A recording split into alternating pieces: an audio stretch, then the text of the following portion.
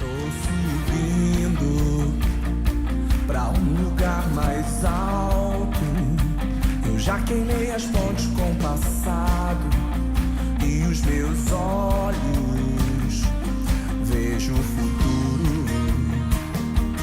Tudo novo se fez, tudo novo se faz, e dessa estrada eu convido você a abrir 1 Coríntios 10, versículo 15 até o versículo 21. E nós vamos ler esse texto aos poucos, enquanto eu for explicando. Mas antes de ler, a gente vai agradecer a Deus por essa oportunidade e pedir a ajuda dele. Então eu vou pedir para você, por favor, fechar os teus olhos e preparar o teu coração. Certo?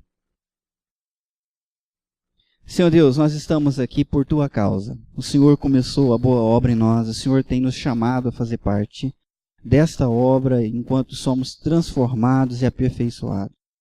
E nós abrimos a Tua palavra e temos a esperança, a fé, a convicção de que ela é o instrumento que o Senhor usa para nos alertar, para nos instruir, para nos edificar, para ir moldando o nosso coração de dentro para fora. Tua palavra mesmo dá testemunho de que a fé vem por ouvir essa palavra. E essa fé é a fé que nos dá a salvação. Por isso, Deus, eu peço a bênção sobre a minha vida. O Senhor conhece todas as limitações do meu coração e as minhas dificuldades. Mas o Senhor, Deus, é muito mais poderoso nessa hora. E eu peço que o Senhor venha me usar para servir bem os meus irmãos que estão aqui. Eu oro por eles também, a fim de que eles tenham um coração aberto, pronto para ouvir a Tua palavra e a se apropriar dela, a fim de que seja uma semente boa, num coração bom, a que ela germine, cresça e frutifique para a glória do Senhor Jesus Cristo. Nós oramos no nome de Jesus. Aqueles que concordam, digam amém. Amém. A gente está respondendo perguntas difíceis, e há muitas perguntas difíceis. Essa semana atrasada, teve um programa do do Pedro Bial, em que ele levou um pastor que vocês conhecem muito bem, alguém das religiões afro, um padre e um ateu. O programa se chama Na Moral, e quem teve a última palavra foi o Pedro Bial, porque você sabe que ele que tem toda a moral, né? Mas foi um programa, no mínimo, interessante, até porque havia uma grande propaganda, uma grande bandeira lá, de que nós devemos viver um ecumenismo. Já ouviu essa palavra feia? Ecumenismo. Ih, pastor, é difícil essa. Então fala para quem está do teu lado, ecumenismo. Vamos ver se está falando certo. Falou certinho aí? Alguém engasgou igual a Rebeca? Ecumenismo? Não? Ecumenismo. O que significa essa palavra feia, pastor? Calma, eu não vou ficar falando difícil não. É só a primeira palavra que é difícil. O resto é tudo fácil, tá bom? Essa palavra pode significar, lá no dicionário Michaelis, Movimento Universal de União das Igrejas Evangélicas, ou seja, protestantes. Ok? Bonitinho assim, né? Só que a maioria das pessoas não entende esse primeiro significado, mas sim o segundo. O mesmo movimento estendido a todas as igrejas cristãs, abrangendo o protestantismo, catolicismo e os diversos ritos orientais. Ou seja, todas as religiões, tudo que é bom, tudo isso aí conduz a Deus. Todos os caminhos levam a Deus. Será que isso é verdade? Será que nós devemos acreditar nisso? É complicado, né? Porque se eu quiser ir para minha casa, mas pregar Campinas, Mogi Mirim, eu acho que eu vou demorar muito de chegar lá. Não é não? Eu acho que eu vou ter que dar a volta ao mundo antes de chegar lá, porque é a direção oposta. É a direção oposta. Então, hoje nós vamos responder essa difícil pergunta. Para isso, nós vamos ler o texto lá de 1 Coríntios 10, 15 a 21. Você já deve ter aberto a sua Bíblia. Se você não tem uma Bíblia, o texto vai aparecer aqui, tá? Para você poder acompanhar. Nós vamos começar com o primeiro versículo. Paulo escreveu para essa igreja que se reunia dominicalmente como nós, lá na cidade de Corinto, na Grécia. Lá, eles enfrentavam naquela época os mesmos problemas, as mesmas perguntas, os mesmos questionamentos que nós enfrentamos aqui no Brasil hoje. E o pastor Paulo, escrevendo, disse assim: estou falando a pessoas, vocês, sensatas. Julguem vocês mesmos o que estou dizendo. Paulo começa com um convite à reflexão. Vamos refletir, venham conversar comigo. A maioria de nós tende a olhar as situações apenas sob um ângulo, sobre um ponto de vista. Seja pela nossa visão particular sobre o fato ou assunto, seja uma visão influenciada pelo meio. Todo mundo tem uma opinião. Quer ver? O Corinthians é um time bom ou um time ruim? Ruim, eu falei pra você. Essa é a minha opinião, mas alguém gritou bom. O Palmeiras, sobe ou não sobe? Olha! Tem uma palmeirense sentada logo aqui na frente. Mas tem gente que tem outra opinião. Todo mundo tem a sua e defende a sua. Às vezes a opinião é com base naquilo que a gente acha, que a gente pensa, que a gente experimentou. Às vezes é com base naquilo que a gente ouviu falar, ou que a gente viu outra pessoa falando e a gente abraçou. Todo mundo tem a sua. O grande problema é se essa opinião estiver errada. Porque quando a nossa visão nos induz ao erro, ela é prejudicial. Se a nossa visão é equivocada, nós estamos literalmente perdidos. Já imaginou você? Acha que está achado, acha que está muito bem na fita, mas na realidade todo mundo olha para você e vê a realidade. Você está perdidão. A mulherada, ela tem um grande problema com um bichinho chamado barata, não é isso?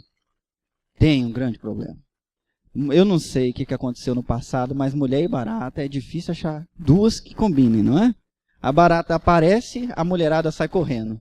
Eu me pergunto qual que é a lógica disso, né? Um bichinho daquele tamanho. Algumas.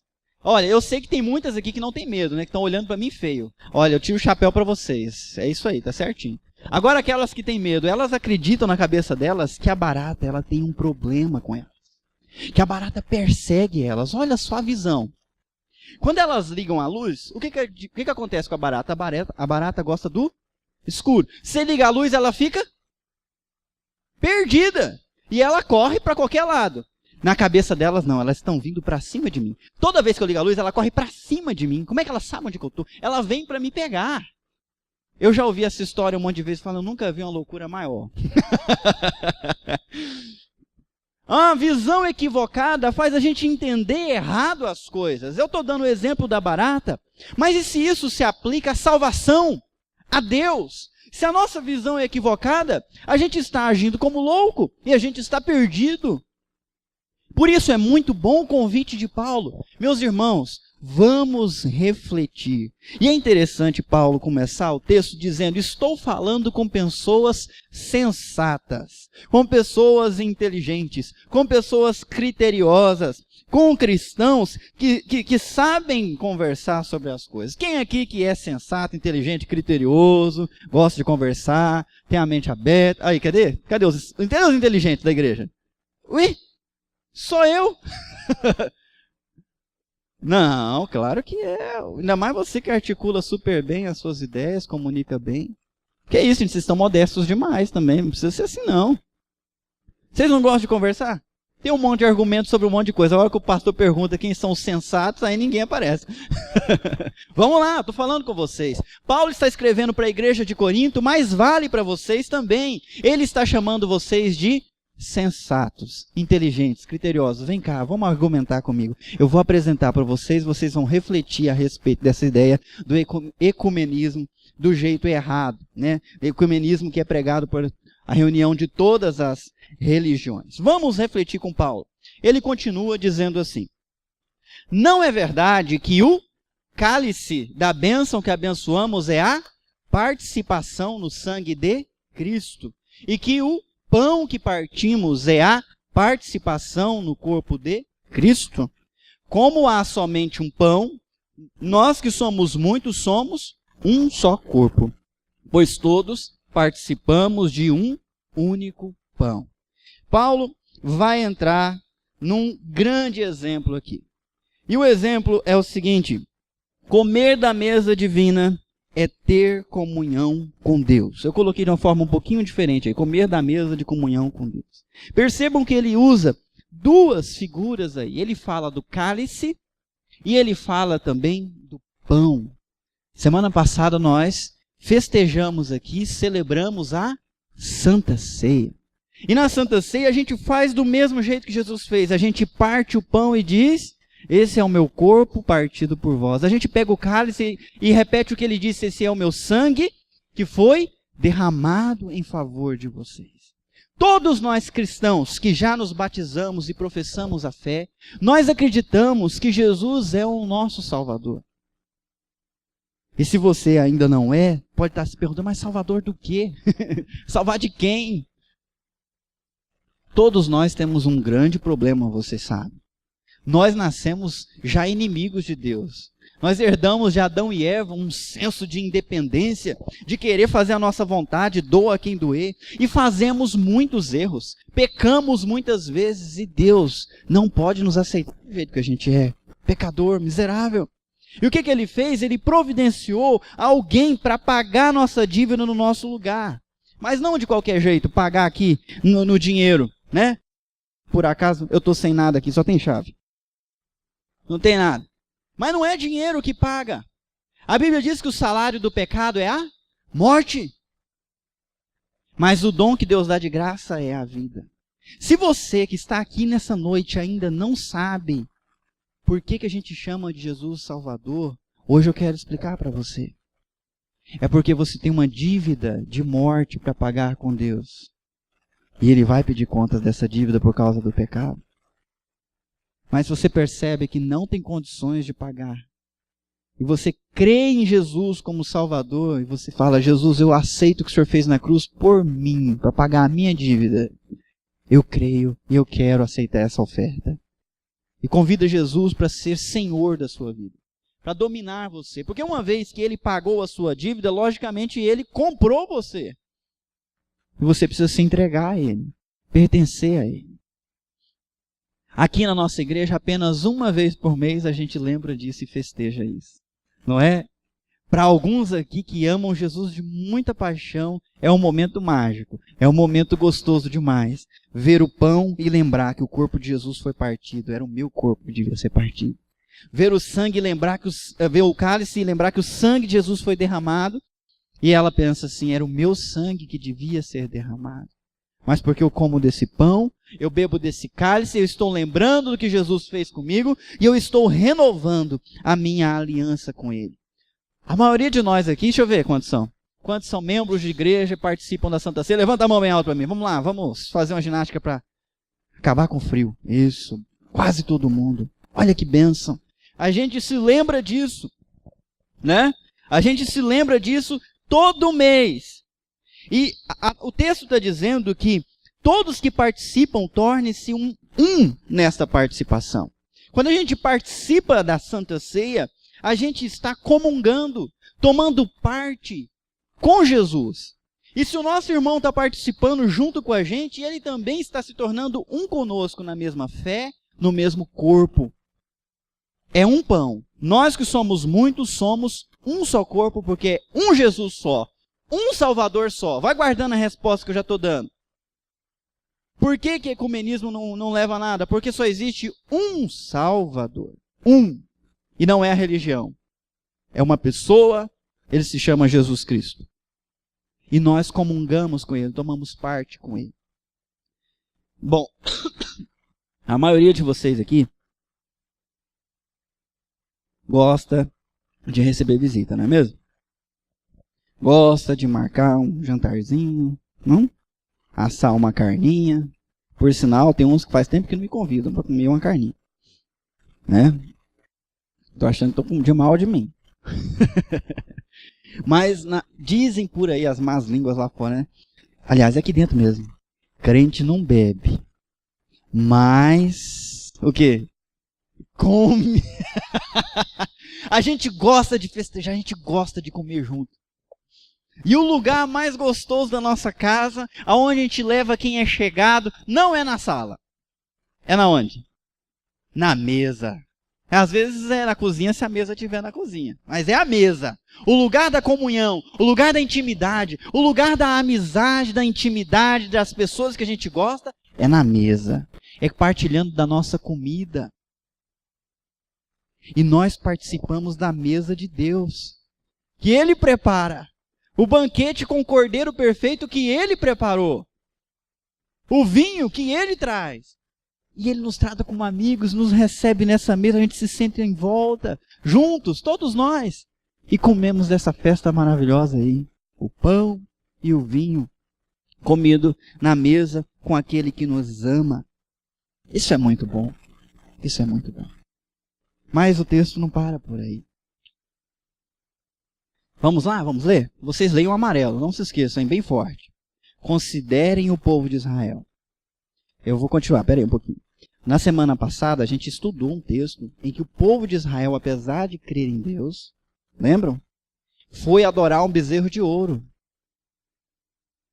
Fizeram idolatria. Buscaram seus próprios deuses. Vamos lá. Considerem o povo de Israel. Os que comem dos sacrifícios não participam do altar? É uma pergunta. Portanto, o que estou querendo dizer? Será que o sacrifício oferecido a um ídolo é alguma coisa? Ou o ídolo é alguma coisa? Não. Quero dizer que o que os pagãos sacrificam é oferecido aos demônios e não a Deus. E não quero que vocês tenham comunhão com os demônios. Uau, que texto! Quem come da mesa da Santa Ceia tem comunhão com Deus.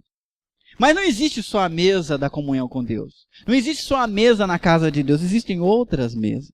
Ou outra mesa. É que ela se veste de várias maneiras. E há pessoas, possivelmente nós mesmos, que às vezes ao invés de comer da mesa de comunhão com Deus, comemos da mesa de outra comunhão. De outra comunhão. Igual esse povo fez lá atrás. Eles fizeram um bezerro de ouro, eles sacrificaram para aquele bezerro, depois comeram da carne desse sacrifício, e aí eles começaram a comer e beber, e se entregaram à farra, a fazer tudo aquilo que Deus desagradava, porque Moisés estava demorando de descer do Monte Sinai. E aí, Paulo pergunta, vocês acham que aquele ídolo significa alguma coisa? Que ele é alguma coisa? Vocês acham que aquele sacrifício é alguma coisa? E ele mesmo responde, qual que é a resposta? Não são nada. São nada. Não são nada. Por trás disso, há uma artimanha, há um inimigo trabalhando. Quais são os inimigos? Os demônios. E a gente tem que ter medo dos demônios também? O que vocês acham? Se o sacrifício não é nada e o ídolo não é nada, o demônio é nada também. Farinha no mesmo saco.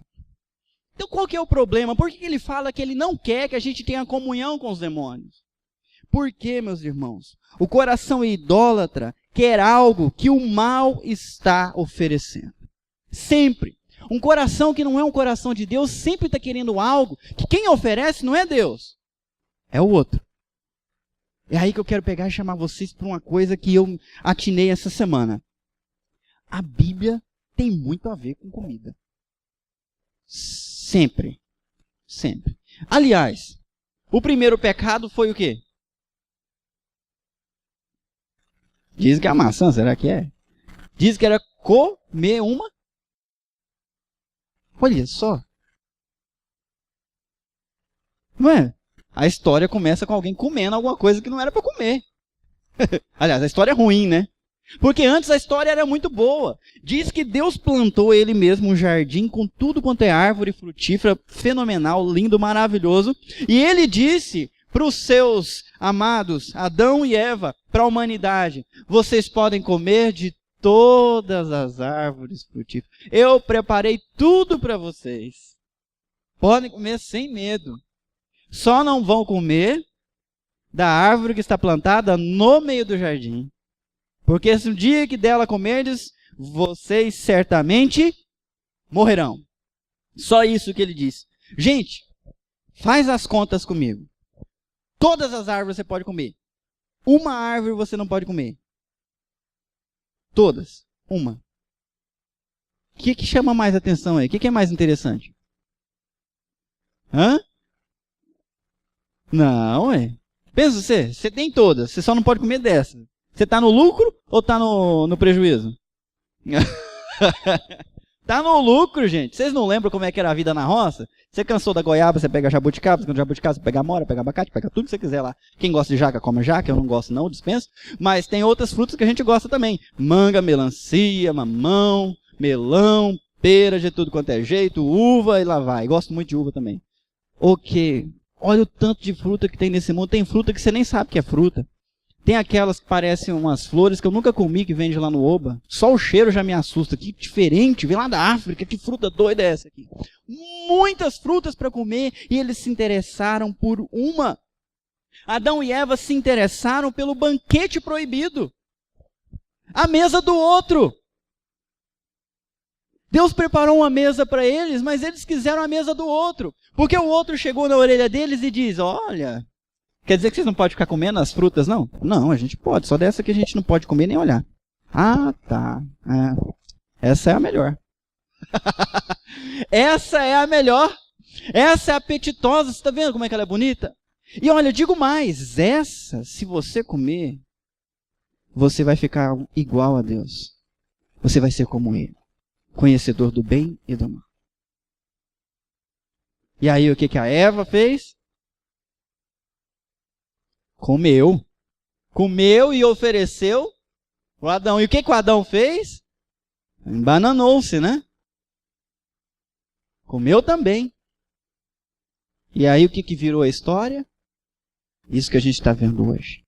Morte, terrível desgraça. Meus irmãos, nunca mudou a estratégia de Satanás. É a mesma. Ele começa sempre pela vaidade do nosso coração. A Bíblia não diz que Satanás enfiou o fruto goela abaixo em Eva, em Adão. A Bíblia diz que ela, olhando, viu que o fruto era atraente, que era desejável e que poderia dar para ela poder. Vaidade. Vaidade. O diabo sempre vai trabalhar contra as nossas vidas a partir das nossas vaidades. O que você quer? O que você deseja ter? O que te faz feliz? Não é a musiquinha do comercial, do supermercado? O que te faz feliz? O supermercado limpinho te faz feliz? Preço barato te faz feliz? Uma processadora de pão faz feliz? Não, aquela panela que todo mundo está usando agora nos churrascos, né? Aquela de arroz, que você bota tudo lá e eu vou ser feliz o dia que eu tiver uma. Mulherada? A Rosa achou engraçado. O que me faz feliz, pastor? O que me faz feliz trocar essa carroça que eu estou andando? Eu preciso de um carro de verdade. O que te faz feliz? Cuidado com a sua vaidade, porque o diabo sabe certinho o que te faz feliz. Abre a sua Bíblia, vai lá. Texto, não coloquei aqui para você poder mexer e aprender a usar a sua Bíblia. Tiago, capítulo 1, versículo 14 e 15. A gente leu semana passada e vamos ler hoje de novo. Tiago 1, 14 e 15. Tiago 1, versículo 14 e versículo 15.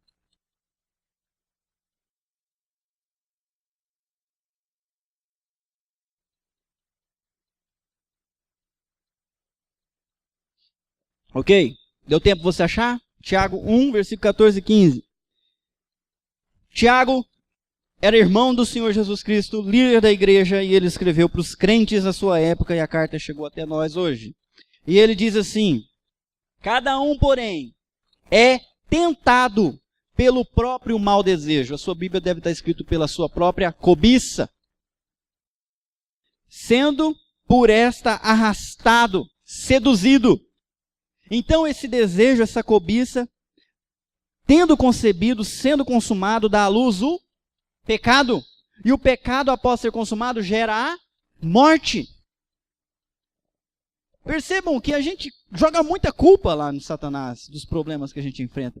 Mas é a nossa própria cobiça que nos leva a fazer aquilo que é errado, que é pecado e que gera a morte.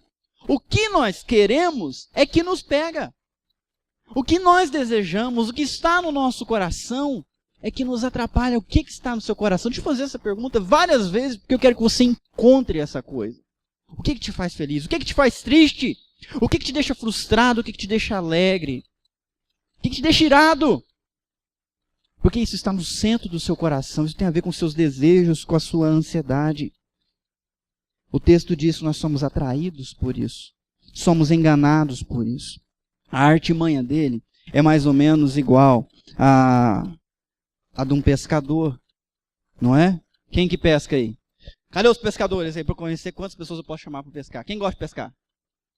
Oi, Elaine, bom saber. Soldinha, Elaine. Ô, Leandro, Cristiano também. Beleza.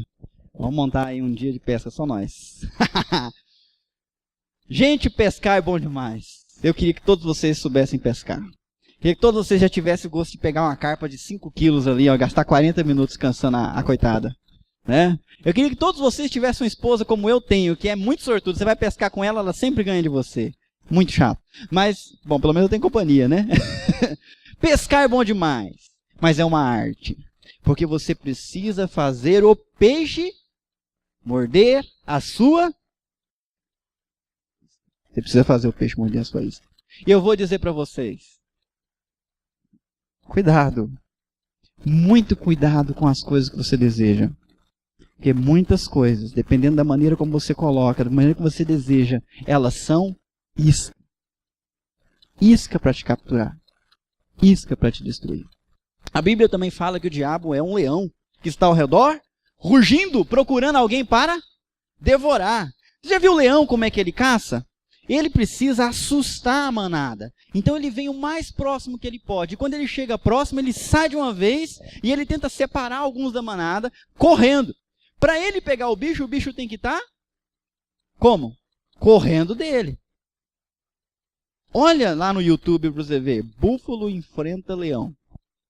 Você vai morrer de rir. É o dia da caça. Porque ele vem correndo, o búfalo vira para ele, mostra o chifrão para ele, e vem em cima dele, aí ele fica confuso. Eu não sei o que eu faço. E já aconteceu de levar chifrada e tem que sair correndo. Porque para ele pegar, precisa estar correndo. Só que a gente não tem medo dele, né? Vocês têm medo dele? Ah, eu tenho medo dele não. Para ele me fazer correr dele, eu já vai perder o tempo dele. Porque o maior é aquele que está em mim do que aquele que está no mundo. Não tenho medo dele. Então, para ele me fazer correr, ele tem que jogar a isca.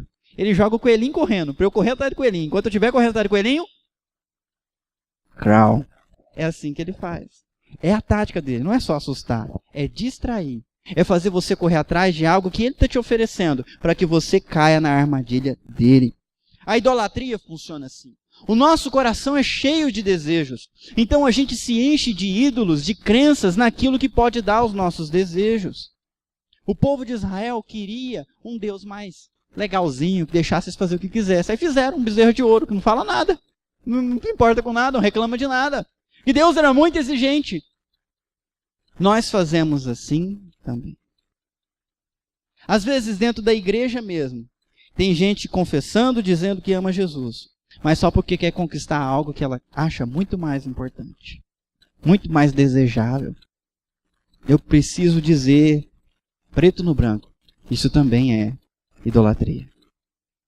Usar a Deus para conseguir o que eu quero é idolatria. Não é este o caminho. Há apenas 2 mesas para você comer. Vamos lá. Vocês não podem beber do cálice do Senhor e do cálice dos demônios. Não podem participar da mesa do Senhor e da mesa dos demônios. Porventura provocaremos o ciúme do Senhor? Somos mais fortes do que Ele? Há apenas 2 mesas para comer. Deus põe a mesa bonitona, gostosa, que vai te satisfazer. É a mesa da comunhão com Ele. Mas o diabo também põe a mesa dele bonitona, atraente também, para você poder comer. Não é possível comer das 2. Você precisa escolher uma. Ou você adora o Deus Criador e você desfruta. E aí ninguém sabe o que significa desfruta, a época do Facebook, né? Então você curte as outras coisas. Você entendeu? Você adora a Deus o Criador e curte todas as outras coisas que Ele dá. Amém? Ou você faz isso, ou você adora as coisas que Deus criou e curte Deus. Uma mesa, você adora Deus, curte as outras coisas. A outra mesa, bonitona também, você adora as coisas e curte Deus. Qual é a mesa certa? Quem disse? Tá, disse certo. É a primeira. É a primeira. Mas às vezes nós estamos invertendo esse negócio. Pode ser qualquer coisa boa na sua vida tomando o lugar de Deus. Quando você passa a adorar muito mais aquilo e só curtir Deus. Para aquela pessoa vai um compartilhar, né? Com uma lista enorme de palavras bonitas. Para Deus vai curtir. Para aquele carro vai um tempão gasto naquele monte, né, de coisa para o carro e tal e tal. Para Deus vai um curtir. Ah, não tem nenhum curtir aqui, vou colocar um. Curtir. Pra quem não sabe o que é Facebook, tá boiando? Depois você entra lá pra você ver. Você tem a oportunidade de conversar com as pessoas, curtir as coisas que elas fizeram. E quando você gosta muito, você ainda escreve embaixo, compartilha com seus amigos, com seus colegas, com todo mundo que quiser ver, não é isso? Compartilha com todo mundo. Se a gente adora a Deus, a gente compartilha a Deus e curte as outras coisas. Agora, se a gente adora as coisas, a gente só curte Deus. Eu queria que você prestasse muita atenção nisso. Deus é o único Deus criador, só Ele merece ser adorado. A sua maior aspiração, o seu maior desejo, o seu coração inteiro tem que ser para Ele. Tem que ser. Ou é uma mesa ou é outra. Eu não sei se vocês estão me entendendo, meus irmãos, mas a gente não pode descansar até Deus ser aquilo que a gente mais ama na vida. Acordei de manhã, qual é o primeiro pensamento que me vem à cabeça? Deus. Vou dormir na minha cama. Qual o último pensamento que tem que vir na minha cabeça?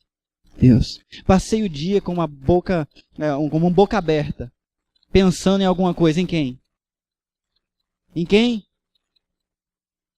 Fui trabalhar, meu patrão está me enchendo o saco, tem que bater meta. Mas ao invés de trabalhar para o patrão, eu pensei, Deus, eu vou fazer essas coisas aqui, mas eu vou fazer para você.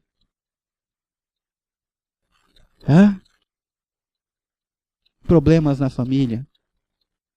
Você decide, ou você faz o que você quer, ou você faz o que Ele quer. E às vezes Ele fala, perdoa, tenha paciência, ama, deixa para lá, fica quieto, é isso que eu quero. E você precisa decidir se você adora a Deus para poder aproveitar as coisas. Isso é muito importante. Porque se a gente inverte isso, a gente adora as coisas. E ao adorar as coisas, a gente não consegue mais curti-las. Vou dar um exemplo. A gente tem uma menina aqui na igreja, muito engraçada. Eu não vou falar quem. Sabe que eu não gosto de expor as pessoas. Vocês já perceberam que eu nunca exponho ninguém aqui, né? Não falo nada de ninguém. Né, Iron? Eu não falo nada de ninguém. Mas tem uma menina aqui que quer muito casar. Quer muito. Eu tô falando uma, tem várias, né?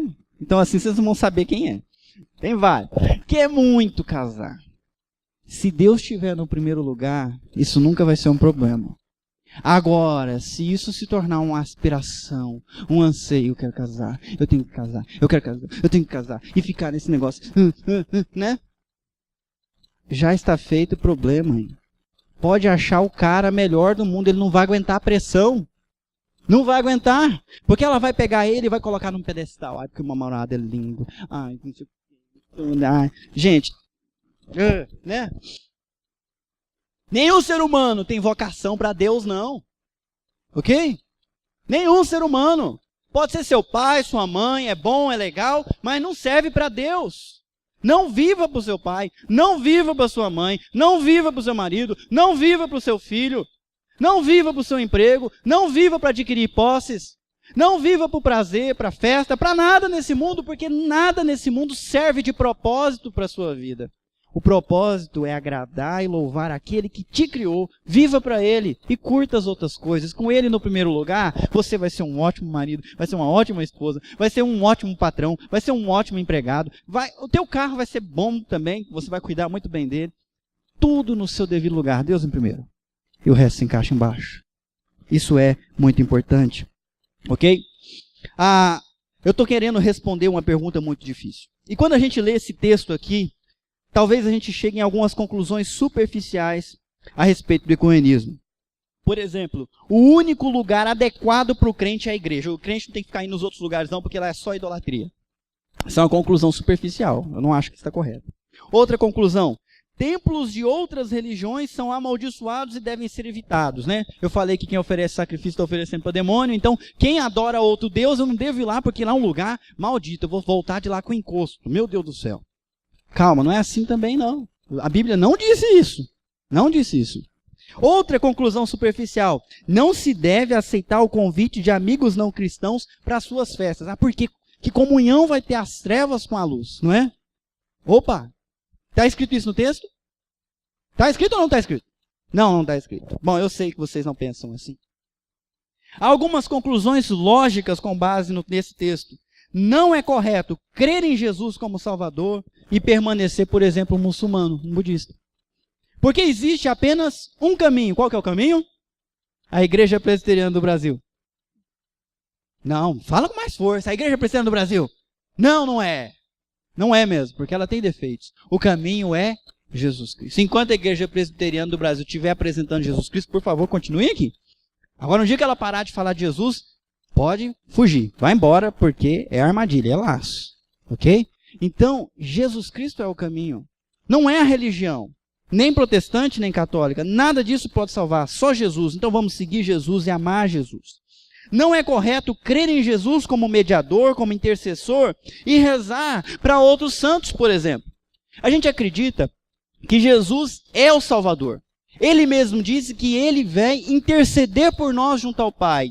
Que ele é o único mediador entre Deus e os homens. Ele disse isso. Eu tenho muito respeito com todos os católicos, eu não fico tacando pedra na religião de ninguém. Mas olha só, se existe um mediador, eu não devo colocar outros. Se existe um mediador, eu uso esse mediador. Se existe um caminho, eu uso esse caminho. Atalhos são desvios que vão me fazer perder. Eu digo para vocês sem medo de errar. Maria, eu respeito muito Maria. A mãe do nosso Senhor Jesus Cristo, uma mulher que foi escolhida por Deus com poucos anos, 16 anos, aceitou uma gravidez muito estranha para a época. Porque queria que Deus fizesse a vontade dele nela.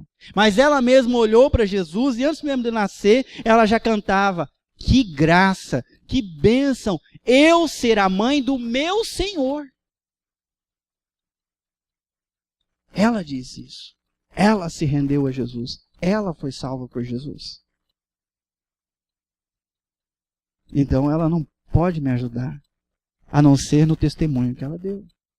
A mesma coisa a respeito de João, Pedro, Marcos, Francisco de Assis, pessoas maravilhosas que apontaram para você o caminho.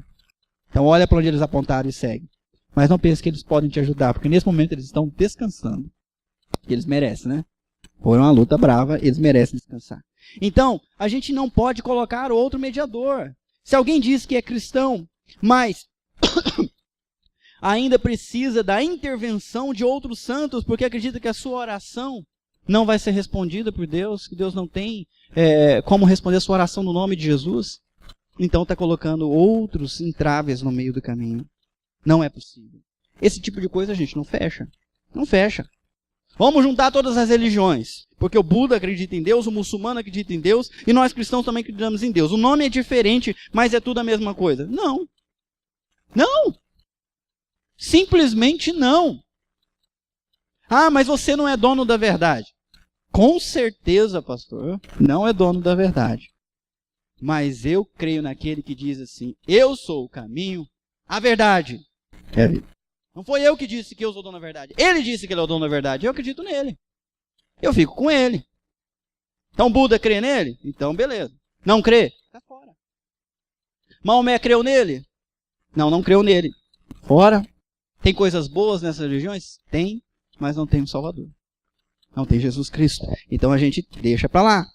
Se nós somos convidados para cultuar esses outros deuses, para prestar honras, para prestar louvores a esses, o nosso convite não. Não, não. Obrigado, eu já tenho o meu. Agora, se nós somos convidados para a casa de um irmão que não, aliás, de um amigo que não é cristão, nós convidados para a intimidade dele, para fazer parte da família dele, da amizade dele, nós vamos, porque Jesus foi para levar a luz, para pregar, para amar, para servir. Conclusões mais profundas, e aí eu já estou terminando, e menos explícitas nesse texto. Participar de outra mesa é fazer qualquer coisa que provoque ciúme em Deus. Como é que eu sei que eu estou fazendo errado? Olha aqui. Porventura provocaremos o do Senhor? É uma pergunta. Somos mais fortes do que ele? Com certeza não. Lá em Tiago, capítulo 4, versículo 5, está escrito: o Espírito que Deus fez habitar em nós tem fortes ciúmes. Como assim? Deus sente ciúme? Ciúme não é uma coisa ruim? Não. Ciúme é quando aquele que devia ser nosso, não é. Devia ser só nosso, não é. Aí você fica com ciúme. É isso. Então tá. Por que lá em Tiago está escrito isso? Lá naquela igreja haviam problemas, que eu vou só citar. Paixões, cobiça, inveja, brigas, contendas, interesses egoístas, interesses motivados pelo prazer, adultério com o mundo, mente dividida, pecado, orgulho, vaidade, desprezo, pretensão, independência de Deus e omissão. Alguns dos pecados que eu peguei só no contexto de antes e depois desse versículo, lá em Tiago. Tudo isso fez com que o Espírito sentisse ciúme. Aliás, forte ciúme lá naquele texto. E aí eu vou chegar para o fim já. Abre a sua Bíblia lá em Lucas capítulo 14. Rapidinho. Como assim, pastor, fazer ciúmes em Deus? Me explica isso aí que eu não estou entendendo. Vou explicar. Aliás, Jesus vai explicar, eu vou só ler.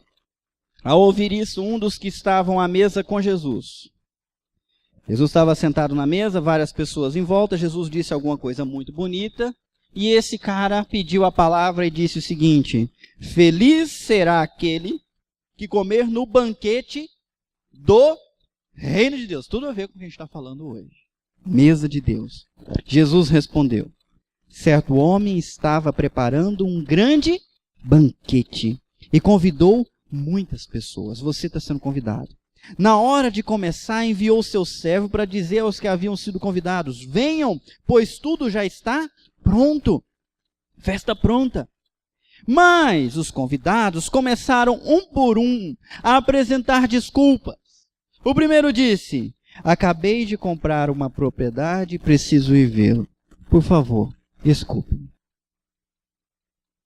Outro disse: acabei de comprar 5 juntas de bois e estou indo experimentá-las. Por favor, desculpe-me. Ainda outro disse: acabo de me casar, por isso não posso ir. O servo voltou, relatou isso ao seu senhor. Então o dono da casa irou-se e ordenou ao seu servo: vá rapidamente para as ruas e becos da cidade e traga os pobres, os aleijados, os cegos e os mancos. Disse o servo: o que o senhor ordenou foi feito e ainda há lugar. Versículo 23, então o Senhor disse ao servo: vá pelos caminhos e valados e obrigue-os a entrar para que a minha casa fique cheia. Eu lhes digo, nenhum daqueles que foram convidados provará o meu banquete. Por quê? Porque eles esnobaram. E esnobaram por quê? Vamos lá, gente. Por que eles esnobaram? Tinha outras coisas. Então agora vamos fazer um tempo de resposta. Quais são as outras coisas que lhe roubam de dar adoração a Deus? Porque às vezes a gente pensa em ecumenismo como religião. Mas às vezes nós estamos vivendo os mesmos padrões e princípios lá de fora. E nós estamos dando valor para as mesmas coisas que as pessoas dão lá fora. E não pode ser assim. Aqui dentro da igreja a gente valoriza a mesa do banquete do nosso Senhor.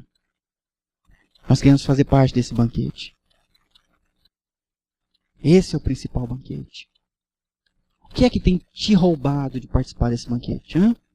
A família, o emprego, a vontade de ganhar um pouquinho mais de dinheiro, a esposa, o marido.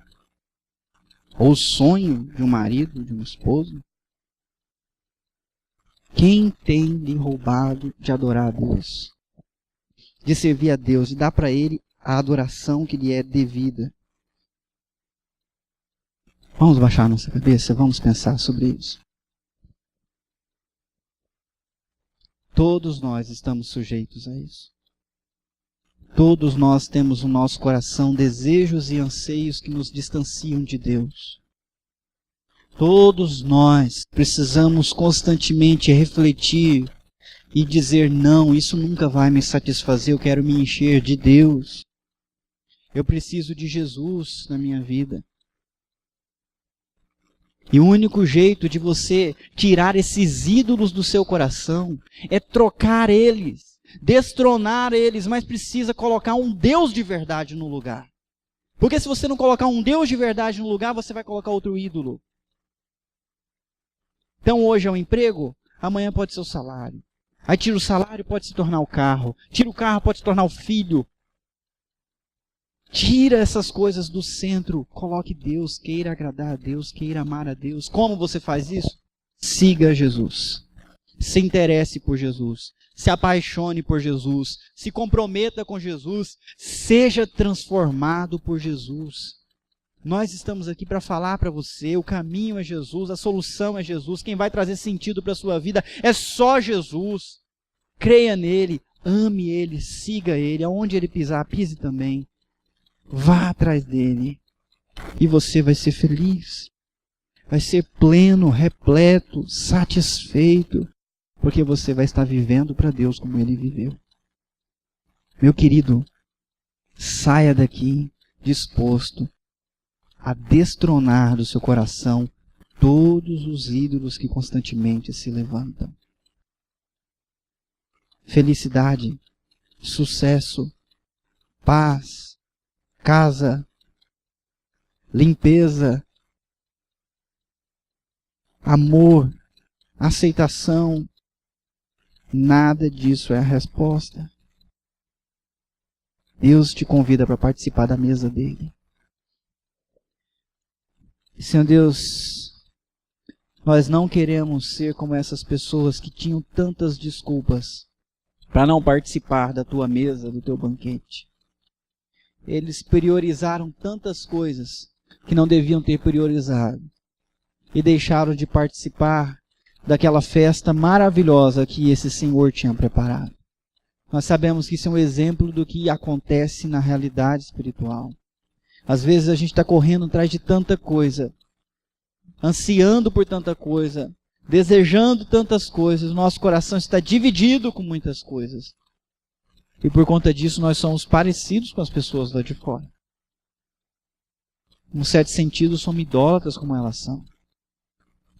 Queremos, no nome de Jesus, chegar até Ti e reafirmar, ou então dizer pela primeira vez que nós acreditamos que só o Senhor é e basta para preencher o nosso coração. Que o Senhor é sim um propósito digno para o qual viver.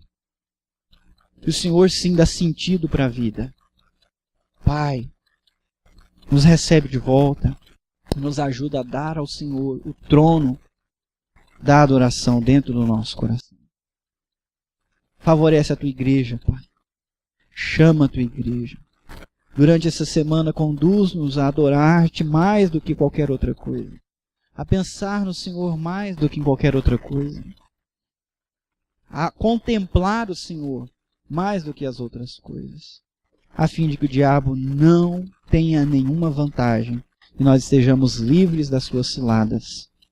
Essa é a nossa oração, no nome de Jesus. Amém.